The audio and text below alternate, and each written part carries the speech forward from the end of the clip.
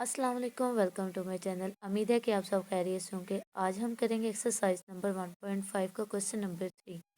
Find the multiplicative inverse if each exist of each. यानी कि हमने मल्टीप्लिकेटिव इनवर्स जो है वो फाइंड करना है अगर एग्जिस्ट करता है तो मल्टीप्लिकेटिव इनवर्स फाइंड करने का जो फार्मूला हमारे पास वो है A inverse is equal adjoint A over determinant A. पहले हमारे पास इसके लिए एडजॉइंट ए की वैल्यू होनी चाहिए, फिर हमारे पास डिटर्मिनेंट ए होना चाहिए, देन हम ए इनवर्स जो है वो फाइंड कर सकते हैं। तो हमने इसका मल्टीप्लिकेटिव इनवर्स फाइंड करने के लिए पहले सबसे हम एडजॉइंट इसका फाइंड कर लेते हैं। एडजॉइंट फाइंड करने के लिए हम क्या करते हैं, एक तो ये है कि एडजॉइंट जब भी हमने किसी का फाइंड करना है तो उसके साथ ए डी जे लिखते हैं, जिस मैट्रिक का भी आपने फाइंड करना हो। तो एडजॉइंट फाइंड करने के लिए जो हमारे पास मैट्रिक होता है, हम इस डायगोनल की जो है वो पोजीशन को चेंज कर देते हैं और इस डायगोनल के साइन को चेंज करते हैं। ये डायगोनल के साइन चेंज होते हैं और इनकी पोजीशन चेंज होती है। इनकी पोजीशन चेंज हो जाती है। तो पोजीशन कैसे चेंज होगी कि यानी ज़ीरो की जगह पे -1 और 1 की जगह पे -1 की जगह पे ज़ीरो का हम रिप्लेस कर देंगे। तो ये इनकी साइन सॉरी पोजीशन चेंज कर दी। अब इनके हमने साइन चेंज करने हैं। तो ये दोनों हमारे पास पॉजिटिव के है तो दोनों क्या हो जाएंगे, नेगेटिव के हो जाएंगे। ये याद रखना है कि इनकी हमने पोजीशन चेंज नहीं करनी, इनके जस्ट हमने साइन चेंज करने हैं। तो ये हमने फाइंड कर लिया, इसका एडजॉइंट मैट्रिक का एडजॉइंट फाइंड कर लिया। अब हमारे पास ए मैट्रिक का डिटर्मिनेंट फाइंड करना है, तो हमने डिटर्मिनेंट की साइन लगा दिए।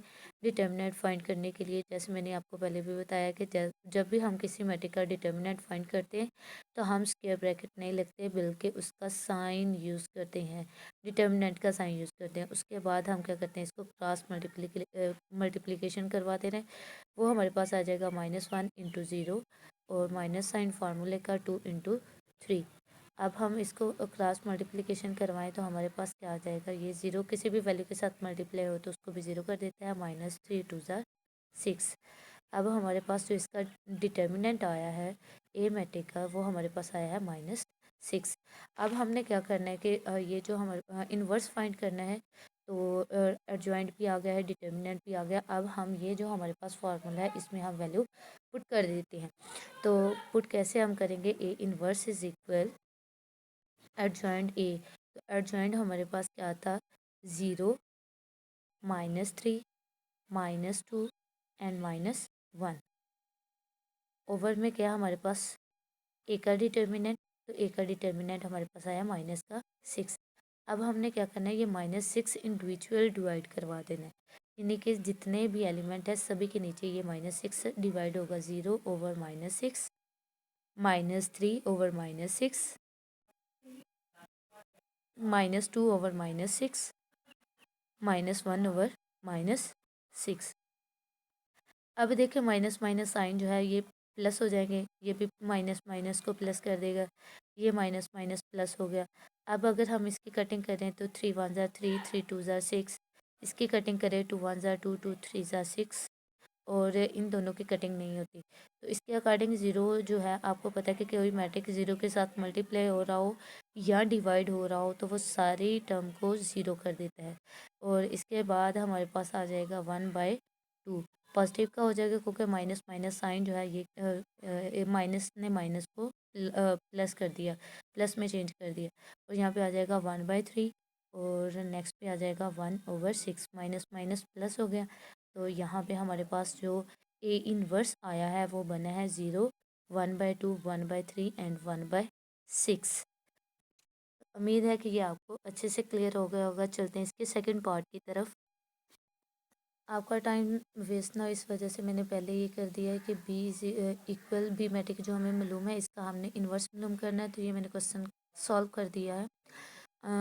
अभी आपको ऊपर से बता देती हूँ कि बी का इन्वर्स हमने लेना है। तो इन्वर्स के लिए जैसे मैंने पहले बताया कि हमारे पास adjoint B over determinant B होना ज़रूरी है। एडजॉइंट बी के लिए हम क्या करेंगे कि जब हम किसी मैट्रिक का हमने एडजॉइंट लेना है तो उसके इस डायगोनल के हम पोजीशन को चेंज करेंगे और इन दोनों के साइन को चेंज करेंगे। तो इनके साइन और पोजीशन को चेंज करेंगे। तो और सेकेंडली हम क्या करेंगे कि डिटर्मिनेंट लेंगे। तो डिटर्मिनेंट साइन हमने यूज़ किया, तो डिटर्मिनेंट के लिए हमारे पास ये देखें, हमने डिटर्मिनेंट साइन के बाद क्रॉस मल्टीप्लिकेशन करवाना है। 1 × -5 माइनस और इंटू -3 × 2। तो हमारे पास आ जाएगा -5 × 1 = 5 और minus minus plus 3 × 2 = 6, plus minus minus 6 में से 5 को माइनस करवा दिया तो 1 आ गया। अब इन डायगोनल की पोजीशन को जो हमने चेंज किया था, तो -5 की जगह पे 1 की जगह पे -5 और -5 की जगह पे 1 आ गया। अच्छा, और इनके साइन चेंज किया हमने, तो हमारे पास 2 पॉजिटिव का इसके साथ माइनस का आ गया और ये माइनस के इसके साथ प्लस का साइन आ गया। इसके साथ हाँ जी, एडजॉइंट में ये प्लस का साइन आ गया और यहाँ पे ये प्लस का था, ये माइनस का हो गया। अब adjoint B over determinant B हमने लेना है। तो एडजॉइंट बी हमारे पास ये है और डिटर्मिनेंट हमारे पास 1 है। 1 को आपको पता है कि किसी के नीचे भी हम डिवाइड करवाएंगे तो वो हम निगलेक्ट कर देते हैं, यानी कि उसकी कोई भी वैल्यू नहीं होती। इसलिए हम क्या करते हैं कि -5 -2 3 एंड 1 हमारे पास ये क्या आ जाएगा, बी इनवर्स। अब हम करते हैं इसका थर्ड पार्ट। चलिए इसका थर्ड पार्ट चेक कर रहे हैं। थर्ड पार्ट में सीमेटिक हमें गिवन किया गया है। सीमेटिक में हमने क्या करना है कि इन्वर्स फाइंड करना है। इन्वर्स के लिए हमारे पास डिटर्मिनेंट सी और साथ में एडजॉइंट सी होना ज़रूरी है। तो यहाँ पे देखिए हमने डिटर्मिनेंट लिया, तो डिटर्मिनेंट लेने के बाद डिटर्मिनेंट साइन यूज़ किए।